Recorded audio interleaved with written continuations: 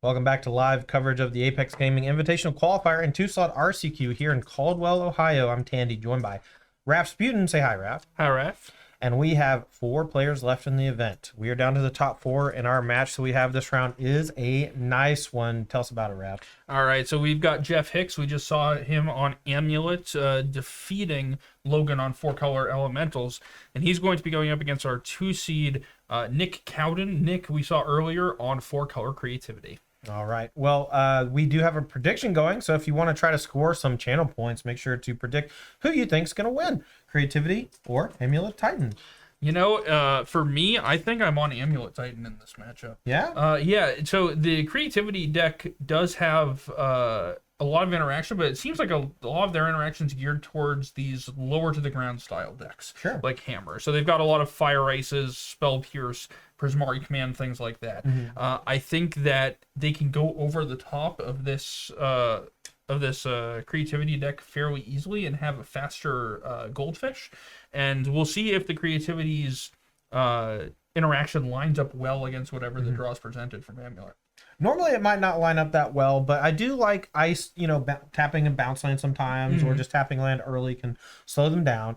Also, 4 copies of Prismari Command in the deck also gives them a little bit of game against those Amulet of Vigors, and that's not something you see a lot of times as like 4 disenchant style things, so Amulet, not safe. Yeah, certainly not safe, but I think this is going to be a very close matchup. I think that a lot of this is going to be based off of the Creativity's deck's ability to just slam an Archon into play as quickly as possible. Gotcha. Because that is a very difficult thing for the Titan deck to be able to beat unless they go full combo and are able to go off that turn. All right, well, let's go ahead and head on down to the feature match area. I believe our players are ready to go, ready and waiting on us. And they are already started, but they've paused, so we'll just jump in real quick here. On your left, we have the 4-color Creativity player. On your right, we have the Amulet player. That's Cowden versus Hicks. Who do you think is going to win? Prediction. I got in the prediction here. Oh, nice. Yeah. Who'd you pick? I picked Creativity. Nice. All right. Well, turn 1, a Burrow Grazer. Going to play Saga tapped, and Cowden going to go ahead and fetch. Probably going to find a Triumph, you think? Yeah, I think so. I mean, I picked Creativity despite just picking Amulet Titan in my analysis, mainly because chat told me to pick Creativity. Oh, that's fair. Yeah. So Cowden here, I think one thing that might be a sweet play is playing Ice on the Saga before it's able to activate on turn 2. But with just a tapped Dwarven Mine, Cowden doesn't have the ability to do that, and now must probably fade multiple Saga tokens while also having to deal with things like Amulet of Vigor. Yeah, I did see Jeff Hicks flip past an Explore there as well, so he is coming out guns a-blazing. I believe that might be an Amulet of Vigor as well. Well, a couple options for Hicks. If they want to play around a lot of the interaction, it's just going to be Saga, right? Just activate twice, move on with your life, try to combo on turn 5 or 6. It's going to be a little bit longer of a game, probably. Yeah, we'll see what the line is here. It looks like Jeff's probably going for Explore. Okay, decides to go for that. Going to rip it off, and Cowden at Spell Pierce at the ready, almost 100% going to target it, and does. Now, if Hicks has Amulet of Vigor, the shields are down, could play it, instead passes the turn. Yeah, I'm also not 100% sure that is the Amulet there. Hicks's deck is very shiny, and so I'm not necessarily getting the best look at everything. Oh, no worries. I'm pretty sure there is a Bajuka Bog as one of the cards in Jeff's hand, but yeah. Red and 6 hitting the battlefield here for Cowden. So important to note that this Ren and 6 is going to get back the Bloodstained Mire, but before that there was no land in hand for Cowden, so he couldn't hold up something like Prismari Command to protect himself from Amulet of Vigor. Here we're going to have Hicks move to the main phase, going to float a mana, we're going to go get an Amulet, and we're going to see some fireworks, hopefully. Yep, there is the Amulet of Vigor. Can Hicks deploy a Primeval Titan this turn? That's the question. The answer may surprise you. That's called clickbait. Well, I'm also crucially not seeing an Indomitable Creativity for Nick, and I'm not sure what that is. I believe that's Tiles Tracker, but you're right. That's just a guess because I don't know what it is either. Yeah, and I know what it's not. It's not that Dried of Elysian Grove promo. Yep, that is a Secret Lair Tireless Tracker. Right. I believe that's a Niels Ham art. Yep. I hadn't seen one of those in the wild yet, so I've never seen one of these. So it just looks like he's got the little hat on, yeah, like Gilderbairn. Gilderbairn. Yeah, that Niels Ham famously drew Gilderbairn, and I guess decided that Gilderbairn is now not so much collecting counters all over the place as he is off searching for clues. Yeah. Okay, so Cowden gonna instep, fetch Steam Vents, likely gonna play Lightning Bolt, targeting Tiles Tracker. It's down. But Clue was made and Amulet of Vigor in play. Honestly, Primeval Titan can come down pretty soon here, given a bounce land. So if I'm Cowden, I'm looking to win quickly or destroy that Amulet as soon as possible. Yep, it looks like there is a bounce land there for Jeff Hicks. I believe that's a Celestia Sanctuary in hand alongside potentially a second Tireless Tracker. So we'll see what happens there, but I believe Nick did have a copy of Mana Leak in his hand. And that's going to get this Titan, but not him yet, as Prismari Command is going to go ahead and take care of the Amulet of Vigor. All right, we're going to loot 2 instead of making a treasure. Interesting to note because he still had land drop plus Mana Leak backup.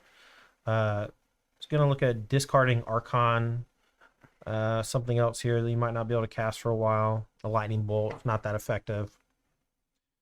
Yep, and now we'll see just what's going to happen here. We've got this Clue token hanging out. Probably going to be what Jeff is going to do with his turn. It might be Tireless Tracker as well. Yeah, Tireless Tracker bounce land's not that bad, and it does push you towards Primeval Titan hard cast eventually without any Amulet of Vigor shenanigans. And as we predicted, not only was Spell Pierce decent, but Prismari Command killing the Amulet really slows down Jeff Hicks and allows for Cowden to maybe win after Primeval Titan's cast by doing a big creativity and making Jeff Hicks not only sack the whole board, but discard the whole hand. Oh, well, it looks like Jeff does have a backup copy of Amulet of Vigor here, but that one's probably also going to get tagged by a second copy of Prismari Command. It's also not that backbreaking on this turn because without any sort of extra land drop, the bounce land's not making enough mana to cast the Primeval Titan this turn. Yeah, it looks like Jeff's just going to go ahead and crack the Clue. Wants to use the mana, maybe bounce a forest to hand so that he has an untapped land later in the game. So Celestia Sanctuary, probably going to return forest, and then we'll figure it out later. Instead, going to go ahead and play Vesuva. I'm curious what it's copying. Looks like Bajuka Bog there, and it'll take care of Nick's graveyard. All right. Not that big of a deal, but Hicks doesn't know for certain that Persist isn't on the other side. And after discarding that Archon, it was probably pretty scary. Yeah, absolutely. Hicks working off of obviously imperfect information, not having access to the deck list. So that's kind of a heads up play from him to prevent an Archon from hitting the battlefield next turn. All right, back Cowden's way. Let's see if he has a big play this turn. Doesn't seem like he has creativity. We're going to get back the fetch land. We're going to play it, probably threatening another Dwarven Mine. Hand looks like Mana Leak Prismari Command, so has a lot of bases covered. Yeah, I imagine we'll see another Prismari Command here go after the Amulet, and we do. Yep, Shatter Loot, now that we have land plus Mana Leak available, and that's going to protect us from, a surprise Primeval Titan next turn. Yep, Fable and a backup copy of Red and 6 for the draws, and it looks like we're just going to get rid of a couple of lands here from Nick and play that Bloodstained Mire. Still got Mana Leak at the ready, just in case anything scary comes down from Jeff. All right. Draw looks like a Saga. 3 mana is going to be Tireless Tracker. Now, what land do you want to play? Saga or do you want to play Bounce Land? Bounce Land lets you guarantee 6 mana next turn for Titan. You can also return Vesuva so you can use it again on something if you want. Yeah, I do like the Bounce Land scenario here. Urza Saga is appealing because it can go get yet another amulet. Yep. However, by the time that Saga goes and gets an amulet, you might be staring down a Ren and 6 emblem, and there is still that Prismari Command hanging out in the graveyard. Might also just be dead. That's also true. The one thing about the Saga that's important, though, is that the Saga gives you the ability to crack the Clue this turn, whereas the Bounce Land just returns a land and you're left with a dead mana. But, I think it's a pretty close decision. It decides to go get a forest back to hand to have an untapped land for the Primeval Titan next turn, which I'm a big fan of. Yeah, it looks like we're going to go with another Dwarven Mine here, make another Dwarf token. Nick, of course, still searching for a copy of Indomitable Creativity. You got to figure if he finds one, certainly this turn, that'll pretty much spell game over. Yep. Has another answer in hand to the Tiles Tracker with Prismari Command. Instead of, can either loot or shatter the clue token? My guess is loot's fine. Brennan 6 going to be ticking up to 7, threatening ultimate next turn. That plus Mana Leak, it's probably just game over, right? Yeah, I mean, it's tough to imagine Jeff finding a way out of this. He'd need to find a Cavern of Souls in addition to that Primeval Titan that he's got into his hand in order to fight through that Mana Leak. All right, another 2 damage and loot effect, and we'll see if Hicks has a response. He doesn't. Finds Ice, can use that to tap the Sanctuary. And a Creativity. Yeah, Cowden's just firmly in the driver's seat at this point. Yeah, now you got to consider, do I Ice to play around Cavern of Souls, or do I hold up Mana Leak? Because I feel like if you Ice the Silent Sanctuary, there's only 3 mana untapped. It's pretty hard to cast Titan that turn. Yeah, I think the Ice is a better play here for sure. Okay. Cowden gonna attack for 2. One of those is gonna get blocked. We'll take a damage. Blocks Diamond, putting in work. Namesake. Now, Cowden discarded both lands instead of playing a land for the turn, I believe. Interesting. Wants to keep the backup Brennan 6 in case things go south. Yeah, Azusa Lost But Seeking was the draw for Jeff, so I imagine we're going to see a Titan run headlong into a Mana Leak here. Yeah, it's so sad. I would have loved to have seen the max punish with the Cavern of Souls. We found the corner case immediately and didn't get punished. Imagine. Imagine never getting punished. I don't know. I'm not Ross Merriam. See, Ross does a great job of squeezing the opponent's outs. Ross does a really great job of playing around stuff. I know. I'm just, just giving him apparently a hard time. punching down to someone who isn't here. All right. Well, Hicks gonna pack it in. That Mana Leak on Titan is enough to seal the deal with the Ren emblem. And we're gonna be moving on to game 2. Nick Cowden takes game 1 with 4-color creativity. Now, Elliot's going to pull up both player sideboards real quick, and we'll discuss what we think are going to come in those matchups. But before we do that, I just want to say a shout out to Apex Gaming for putting on an excellent event here. Make sure to check out apexgaming.gg. If you're here for the first time and you haven't already, please hit the follow button. And if you have a Prime sub, consider subscribing so you don't have to watch any ads. We like to help support Apex. They spend a lot of money to put on these events and to bring Ross, myself, and now Elliot up to do commentary, and it's always a good time. So thanks again to y'all for doing that, and make sure to check out all the socials. We're going to post them up in the chat right now. Absolutely, and I think it's important to note as we head into this second game that, of course, the winner of this match and the other top 4 match are going to qualify for the Apex Invitational later on this year, as well as for the upcoming RC in Dallas in June. Yeah, good call. So these players, a lot on the line. Even though this is just a semifinal match, it is top 2 qualify for both events. So this is what as they say, the rubber match. Yes. All right, let's go ahead and check in with Jeff Hicks's sideboard. He's got a copy of Cavern of Souls, Beseiju Who Endures, 1 copy there as well, 3 copies of Dismember, 2 Endurance, 2 Engineered Explosives, 3 Force of Vigor, and 3 Leyline of the Void. Big fan of Engineered Explosives in this scenario. The way that these decks are constructed, EE on 0 stops almost every creativity target except for like backside of Fable the Mirror Breaker. So I would expect those to come in. Other than that, maybe Force of Vigor because there are a decent number of Fable the Mirror Breakers and things like that, but probably not enough to justify. Everything else seems pretty lackluster though. Maybe the Cavern of Souls because you got Mana Leak, but there's only 2 Mana Leaks, so heck if I know. It doesn't seem like a lot of options. Again, you don't have access to perfect information, which is why I wanted to bring up something else. It would not surprise me to see Jeff Hicks bring in these endurances as well. The reason being is because we don't know whether or not Nick Cowden has persist. And if he does, that seems like something you might want to hedge against. We got a message from Taryn, our director. So actually, everyone but Nick at the table right now is qualified for the Apex Invitational. So Nick has already earned the invite to the Apex Invitational, and then congrats. After tiebreakers, whoever got 5th at this event will get the invite too, because it passes down. So just to note, the Apex Invitational qualifiers pass down, but the RCQ invites do not. And this is a brand new season, so I have to imagine that very few people, if any, are auto qualified for that event. And so many of these, all these players should be looking to lock up that qualification. Dallas is a great place. I've been there multiple times on the SCG tour, both as a player and as a commentator. and it's always a lot of fun, you know. And if you can qualify for that event, I highly recommend trying to go. The city is great. The food is awesome. You know, we go to my favorite place is Gus's Fried Chicken. Oh, it's fantastic. Maybe my favorite fried chicken on the planet. Outside of Nashville hot chicken, I think that Gus's Fried Chicken is my favorite fried chicken. Yeah, I've been lucky enough to go to the one in Austin, actually, not Nice. the one in Dallas, but it's fantastic. All right, let's take a quick look at Nick's sideboard before we get into the second game here. He's got 3 Veil of Summer, 1 Weather the Storm, 3 Nature's Claim, 2 Beseiju, 1 Iona, 3 Aether Gust, and 2 Fluster Storm.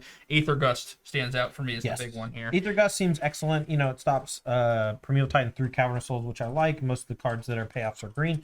Iona, Shield of Emirion, green also maybe lights out. I like the Nature's Claims and the Beseiju to come in and to try to handle Amulet and some of those powerful lands like Urza's Saga. Yeah, I would expect certainly the 3 Aether Gust. Iona is a consideration as well, seeing as the only answer to the Iona would be some combination of a Dryad already being on the table plus Valakut. All right, Hicks starting off strong here with Amulet of Vigor off Saga. Does he have the bounce land to pick it up, or is he looking to combo kill on turn 3? We'll have to wait and see. Force is the play. Any explorers? No. I do see an Azusa, an Engineered Explosives, I believe, as well, and a Beseiju. So probably doesn't want to expose the EE just yet. Maybe wants to wait a turn or 2 to play it. We're going to put the 3rd trigger on the stack. We're going to float a mana. Now, Cowden here has a Beseiju. Does he want to blow up an Amulet of Vigor here? Or could wait until a bounce land triggers on the stack and then blow up the bounce land. That might be the play. Oh, that would be insane, but Expedition Map is actually the find here for Jeff. We'll see what he wants to go and get with that. Probably is missing a bounce land would be my guess. Yeah, makes a lot of sense. So we have a mana floating from the Saga. We haven't played a land for turn. Looks like we're going to play Cavernous Souls. Maybe not looking to pop the map yet. Maybe looking to play a 3-drop. I would have thought we were going to pop map and go get a land that enters tapped and then play it. Yeah, but it looks like Jeff might be going for the Azusa instead. Love it. With a bunch of lands in hand, this is a great time to play it. Cowden could have an answer with like Lightning Bolt, but as long as Hicks doesn't put a trigger on the stack, actually gets to play out the lands with priority. Yeah. All right, so here's land extra number 1, and then we have land extra number 2. Do you want to play the Talaria West or the Valakut? Interesting. Not sure. Gonna go with Talaria West. Now we have a trigger from the Amulet of Vigor, and now with that trigger on the stack, Nick Cowden gains priority. Let's see if he wants to do anything in response. Yeah, it would surprise me if Nick wants to go after the Azusa here simply because Jeff's used up all of his land plays for the turn. Damage is done. And is only down to 2 cards. So. Yeah. Also has Lightning Bolt in hand, so can just go ahead and pop it and not worry too much about it in a turn. And there's not a whole lot of targets for the Bolt anyway, so it seems likely that that could be the case. We're going to start with a fetch, so let's see what he decides to do. Yeah, it looks like the leftover cards in Jeff's hand is that Engineer Explosives and the Valakut. It wouldn't surprise me here to actually see that Expedition Map potentially go and find something like a Simic Growth Chamber, maybe try to return on that Talaria West so they can find a Summoner's Pact and then a Primeval Titan. Okay, sounds good. One of the coolest parts about Amulet Titan is its ability to present Titans through disruption. You know, through like usually cards like Thoughtseize are good against ramp strategies because you spend the majority of your time playing these ramp effects like Azusa and Explore. And then if your opponent takes away your payoff, you're just in a lot of trouble unless you randomly draw another one of your payoffs. But you have to kind of balance that with expensive cards, with cheap cards. Otherwise, you can just have draws where you have 3 land and, you know, 4 6-drops, and then you just like can't do anything. And this build of Titan and builds of Titan in the past have done a great job mitigating that potential flood or potential screw by just playing things like Talaria West that they can transmute for and tutor for, and they just get more virtual copies of Primeval Titan as a result. Yep, and here we do see that Red and 6 hitting the table, picking up the Wooded Foothills. This comes back into play, and it looks like we are going to have a cracking of the Expedition Map. We'll see what Jeff wants to find. It is Simic Growth Chamber. All right, well, if I'm Cowden here, I'm going to go ahead and bolt that Azusa. I don't really like the prospect of playing 3 lands on the next turn, and the Lightning Bolt's kind of shrinking in value over time. Maybe he has 2 bolts in hand and wants to save it for Titan, but it looks like we're going to strike right now. Yeah, I certainly agree with you there. If Nick let that Azusa live through to Jeff's turn, then we're almost certainly going to see a Primeval Titan hit the table, telegraphed by finding that Simic Growth Chamber, because Jeff can simply float the blue mana with the Teleria West, then bounce it back to hand with the Amulet of Vigor, and would have mana to go find a Summoner's Pact. All right, so we can play the Simic Growth Chamber, we can return the Teleria West, but we do not... I guess we have the ability to transmute as well, right? Because we can float and then the thing untabs. So yep. So it looks like Hicks, even though lost the Azusa, can still do quite a bit this turn. I think Hicks just picked up a second Amulet of Vigor. I think that was his draw for turn, and I think this game could well just be over. All right, well, we're going to start with Amulets. Nope, we're going to float a blue. It seems so. Maybe we're sandbagging the Amulet. Or the extra Amulet. It's possible that I'm just incorrect on what. Oh, that's just no. You just saw Engine Explosives, but it's the weird art one. It just kind of looks like an Amulet, I think. Maybe not. I don't know. All right, so we float, we untap, we float, we transmute. We have 3 lands untapped. We're gonna go get Summoner's Pact more than likely, and then my guess is we're gonna play Engine Explosives on 0 and use it to protect ourselves from a creativity next turn. Seems like the schmoove. All right. Let's see if there's any other play from Hicks other than the EE. That definitely looks like a second Amulet to me. Might be just trying to disguise it so that Cowden actually goes for combo or something, you know. All right, here comes the EE. Now, this is for X equals 0, so that's going to be able to kill any token. And most of the ways for Cowden to creativity are token generated, so I guess just I don't think it was enough mana to cast a Titan by playing the second Amulet, so maybe that's what Hicks was thinking about. Yeah, no, you're right. I incorrectly assumed an extra land play in that sequence. Mm-hmm. Yep. Now, it's also important to note that while there are 2 Amulets in play, there is 1 land in hand that enters tapped in the Valakut. So Hicks next turn does have 6 mana for the Primeval Titan. Nick Cowden knows about the Summoner's Pact, but does not know about the potential untapped land next turn. I think if you're Cowden, you just have to assume that the 6 mana is available. Simply because like there's 5 already there. Any land gets you there.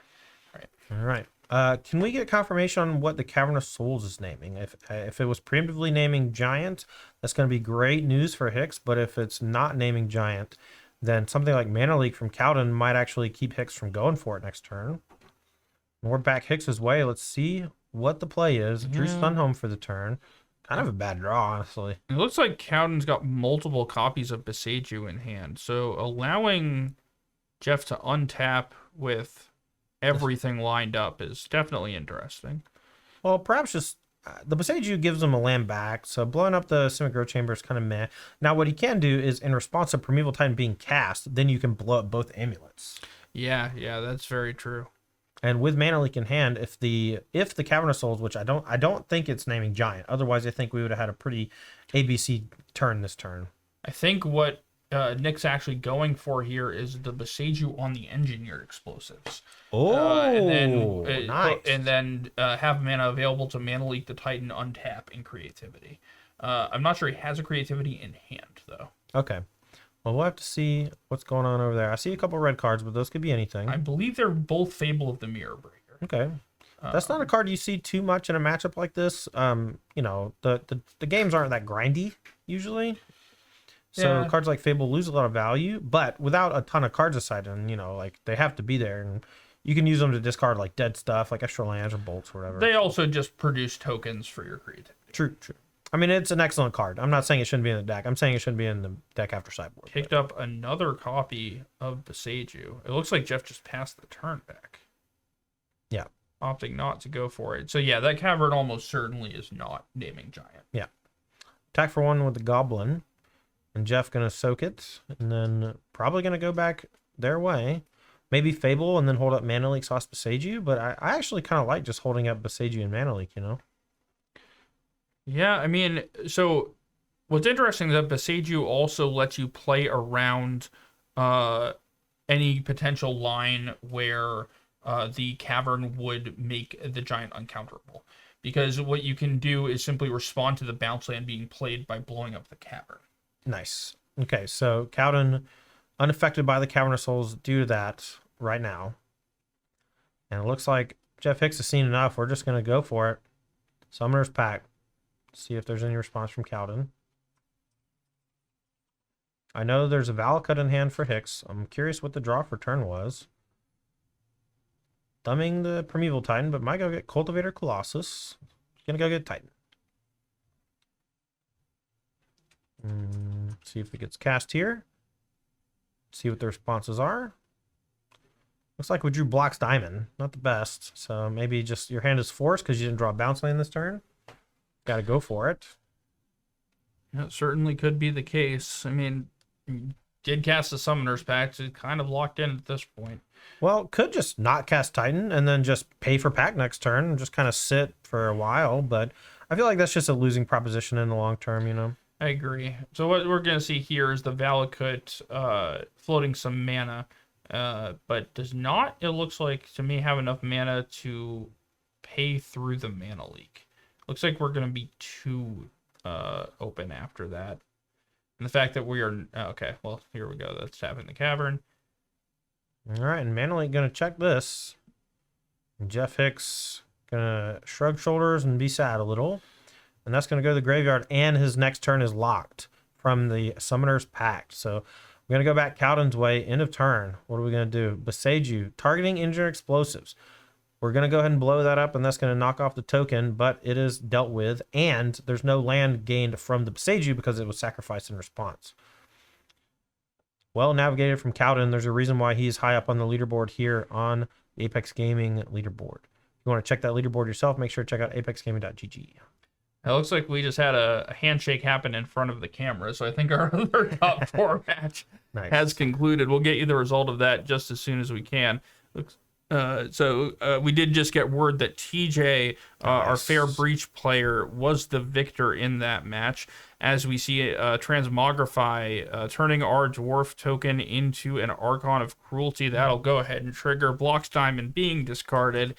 And Nick is firmly in the driver's seat, having not lost a match so far in this tournament. Yeah, really showing off with creativity. It is one of the best decks in Modern, and you're seeing like just how powerful it can be. And right now we're seeing a systematic dismantling of Jeff Hicks. Just want to give a quick shout out to chat telling me to predict for creativity. And there it is. And there it is. Packs it in. Jeff Hicks gonna win or gonna lose this one. Nick Cowden takes it 2-0, and it's gonna be Cowden versus Radajak in the finals. 2 players high up on the Apex Gaming leaderboard.